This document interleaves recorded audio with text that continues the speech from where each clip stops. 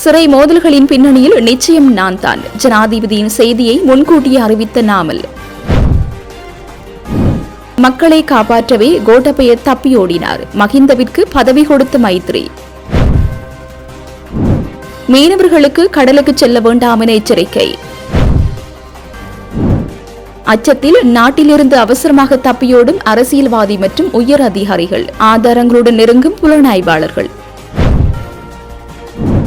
யாழ்ப்பாணத்தை அடிப்படையாக கொண்டு இனமுறுகளை ஏற்படுத்த சதி, களமிறக்கப்படும் கும்பல். தனியார் முதலீடுகளுக்கு வழங்கப்படவுள்ள அரச பங்களாக்கள் வெளியான அறிவிப்பு. நீதியின் ஓலம், தமிழின படுகொலைக்கு நீதி கோரி வடக்கில் மாபெரும் கவனஈர்ப்பு போராட்டம். சட்டம் அனைவருக்கும் சமம் என்ற ரீதியில் எமது அரசாங்கம் தண்டனைகளை வழங்கி வருகிறது, சுந்தரலிங்கம் பிரதீப். எங்கள் பூர்வீக காணிகள் எங்களுக்கே வேண்டும், பலாலி மக்கள் போராட்டம்.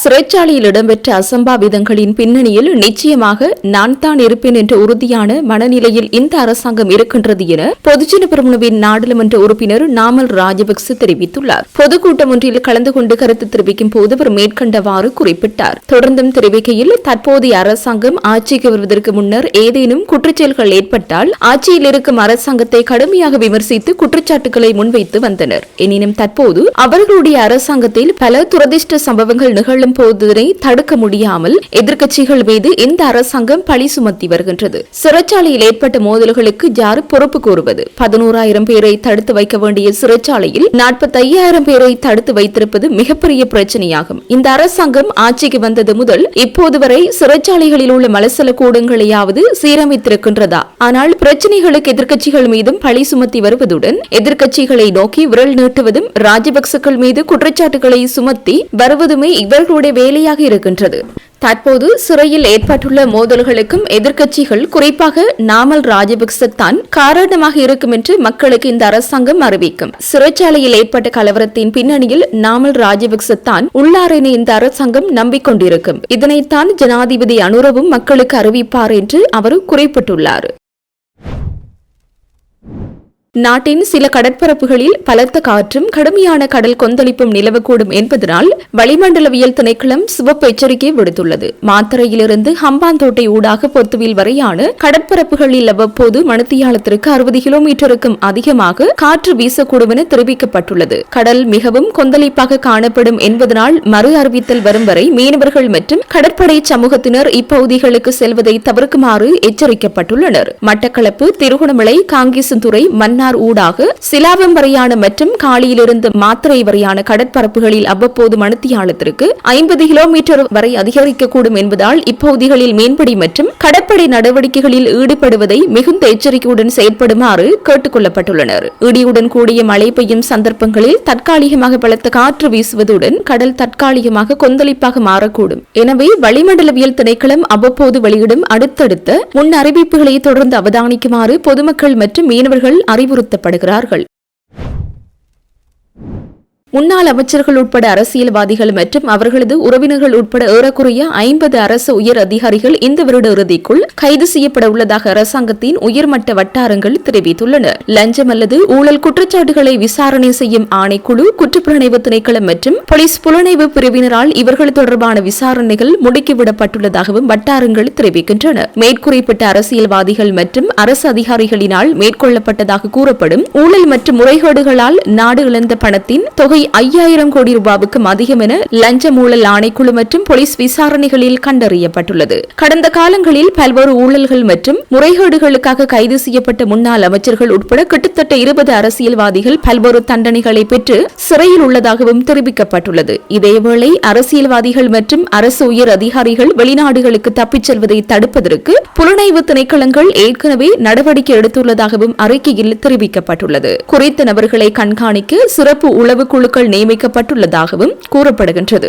நாட்டில் பொது சொத்துக்களை வீணடித்த அரசியல்வாதிகள் மற்றும் ஏனையவர்கள் தொடர்பில் போலீசார் தொடர்ந்தும் விசாரணைகளை முன்னெடுத்து வருவதாகவும் அரசாங்க தரப்பிலிருந்து தெரிவிக்கப்படுகிறது. இதனிடையே பல்வேறு தொழில்நுட்ப பிரச்சினைகளை சுட்டிக்காட்டி சில வழக்குகளிலிருந்து தப்பிய பல அரசியல்வாதிகள் குறித்த தகவல் வெளியாகி தொழில்நுட்ப கோளாறுகளை சரி செய்து மீண்டும் வழக்கு பதிவு செய்யவும் அதிகாரிகள் திட்டமிட்டுள்ளனர். எதிர்வரும் முக்கியமான தேர்தலுக்கு முன்னர் இந்த விசாரணைகளை முடிக்க அரசாங்கம் எதிர்பார்த்துள்ளதாக தெரிய வருகிறது.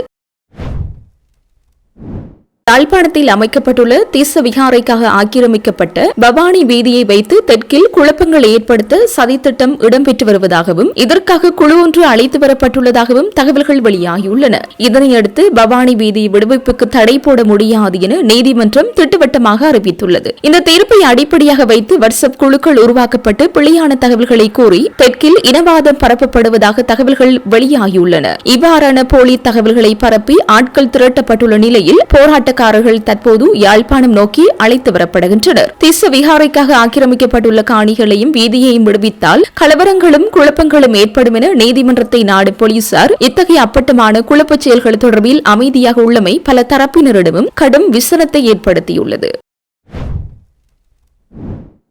கொழும்பில் அமைந்துள்ள அரசுக்கு சொந்தமான 7 பங்களாக்களை பயனுள்ள பொருளாதார நடவடிக்கைகளுக்காக பயன்படுத்துவதற்கு தகுதியான தரப்பினரிடமிருந்து நிதி திட்டமிடல் மற்றும் பொருளாதார அபிவிருத்தி அமைச்சு யோசனைகளை கோரியுள்ளது. அமைச்சர்கள் தமது உத்தியபூர்வ அரச பங்களாக்களை பயன்படுத்துவதில்லை என்ற தீர்மானத்திற்கு அமைவாக இந்த நடவடிக்கை எடுக்கப்பட்டுள்ளது. ஜனாதிபதி அனுரகுமார திசாநாயக்க சமர்ப்பித்த அமைச்சரவை பத்திரத்திற்கு அமைய 24 பங்களாக்களை பொது தனியார் பங்களிப்பு அடிப்படையில் 30 வருட காலத்திற்கு குத்தகைக்கு வழங்க திட்டமிடப்பட்டுள்ளது. அதன் அடிப்படையில் முதற்கட்டமாக 7 பங்களாக்கள் தனியார் முதலீட்டாளர்களுக்கு வழங்கப்பட உள்ளதாக தெரிவிக்கப்படுகிறது. இந்நிலையில் இதற்கான பிரேரணைகளை சமர்ப்பிக்க ஆகஸ்ட் 25 பிற்பகல் 2 மணி வரை அவகாசம் அளிக்கப்பட்டுள்ளமை குறிப்பிடத்தக்கது.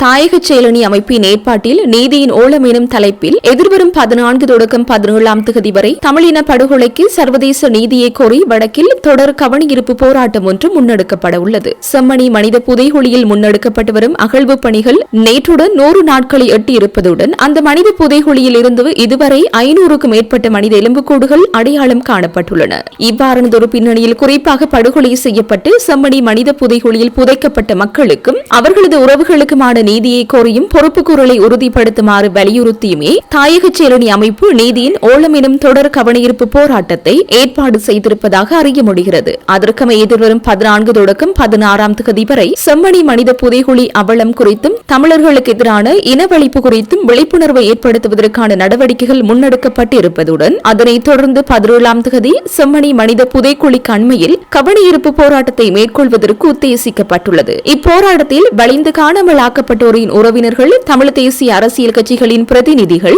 மத தலைவர்கள், மனித உரிமைகள் மற்றும் சிவில் சமூக செயற்பாட்டாளர்கள், பல்கலைக்கழக மாணவர்கள், பொதுமக்கள் என பெரும் எண்ணிக்கையிலானோர் கலந்து கொள்வார்கள் என எதிர்பார்க்கப்படுகிறது. சட்டம் அனைவருக்கும் சமம் என்ற ரீதியில் குற்றச்செயல்களில் ஈடுபட்டவர்களுக்கு எதிராக சட்ட நடவடிக்கைகள் எடுக்கப்பட்டு வருகின்றன என பெருந்தோட்டம் மற்றும் சமூக உட்கட்டமைப்பு வசதிகள் பிரதியமைச்சர் சுந்தரலிங்கம் பிரதீப் தெரிவித்தார். நேற்றைய தினம் முரசுமோட்டை பகுதியில் இடம்பெற்ற மக்கள் சந்திப்பொன்றின் போது ஊடகங்களுக்கு கருத்து தெரிவிக்கையிலேயே அவர் இவ்வாறு குறிப்பிட்டுள்ளார். அவர் மேலும் தெரிவிக்கையில் பாரம்பரிய குடும்ப அரசியலுக்கு எதிராக எளிய பின்னணியில் இருந்து வந்தவர் ஜனாதிபதியாக தெரிவாகி வரலாறு காணாத வெற்றியை பெற்றுள்ளார். ஆடம்பர வாகன பவனிகள், தேவையற்ற பாதுகாப்பு மற்றும் வீண் செலவுகளை தவிர எளிமையான அரசாங்கத்தை எமது அரசாங்கம் நடாத்தி வருகிறது. சட்டம் அனைவருக்கும் சமம் என்ற ரீதியில் கடந்த காலத்தில் இடம்பெற்ற ஊழல்கள் மற்றும் குற்றங்களுக்கு எதிராக சட்ட நடவடிக்கைகள் எடுக்கப்பட்டு வருகின்றன. அத்துடன் கண்டாவளை பகுதியில் பாதிக்கப்பட்ட மக்களுக்கு பாகுபாடின்றி வீட்டுத் திட்டங்கள் வழங்கப்பட்டு வருகின்றன. மேலும் நாட்டில் போதைப் பொருள் கடத்தல் மற்றும் பாதாள உலக குழுக்களை முற்றாக ஒழிப்பதற்கான நடவடிக்கைகளை எமது அரசாங்கம் மேற்கொண்டு வருகிறது. அத்துடன் உரிய சட்ட திருத்தங்களுக்கு பிறகு மாகாண சபை தேர்தல்கள் நடத்தப்படும் என்றும் குறிப்பிட்டிருந்தார்.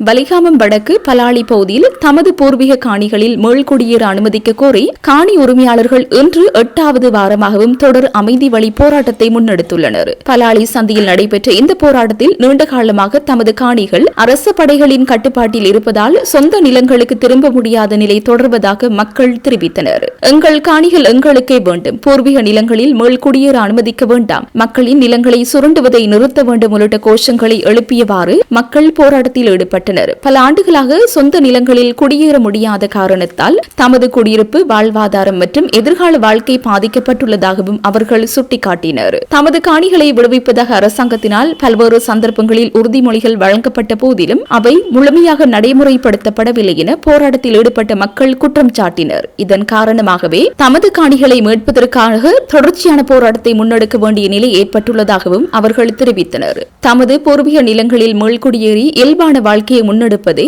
தங்களது பிரதான கோரிக்கை என தெரிவித்த மக்கள் எந்தவித வன்முறையுமின்றி அமைதியான முறையில் போராட்டத்தை தொடர்ந்து முன்னெடுத்து வருவதாகவும் குறிப்பிட்டனர். பலாலி மக்களின் பூர்வீக காணிகளை உரிய உரிமையாளரிடம் மீள கையளித்து அவர்களின் மீள்குடியேற்றத்தை உறுதிப்படுத்த அரசாங்கம் உடனடியாக நடவடிக்கை எடுக்க வேண்டும் எனவும் அவர்கள் வலியுறுத்தினர். நிலம் எங்களின் உரிமை, எங்கள் பூர்வீக நிலங்களை விட்டுக் கொடுக்க மாட்டோம் என்ற கோரிக்கையுடன் 8வது வாரமாகவும் பலாலி சந்தியில் மக்கள் தமது போராட்டத்தை தொடர்ந்தனர்.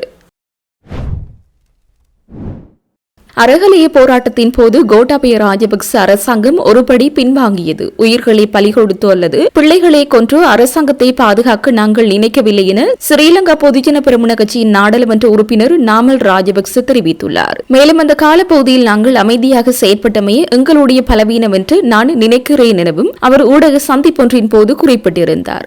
இவருடைய இந்த பதிவிற்கு எதிராக மக்கள் பதிலளிக்கையில் தற்பொழுது நாட்டில் தொடர்ச்சியாக இடம்பெற்று வருகின்ற சிறைச்சாலை கலவரங்கள் கூட ராஜபக்சக்களின் சதி திட்டமே. நாட்டை வங்கோத்து நிலைமைக்கு கொண்டு வந்த ராஜபக்ச குடும்பத்தினருக்கு மரண தண்டனை வழங்கப்பட வேண்டும். இதுதான் எல்லா மேற்கத்திய நாடுகளினதும் நடைமுறையாகும். ராஜபக்ச குடும்பத்தினர் இல்லாமல் இலங்கையில் எந்த தீங்கும் நடப்பதில்லை. ஈஸ்டர் குண்டு தாக்குதலுடன் நேரடி தொடர்புடையவர்களும் அவர்களே என சுட்டிக்காட்டியுள்ளனர்.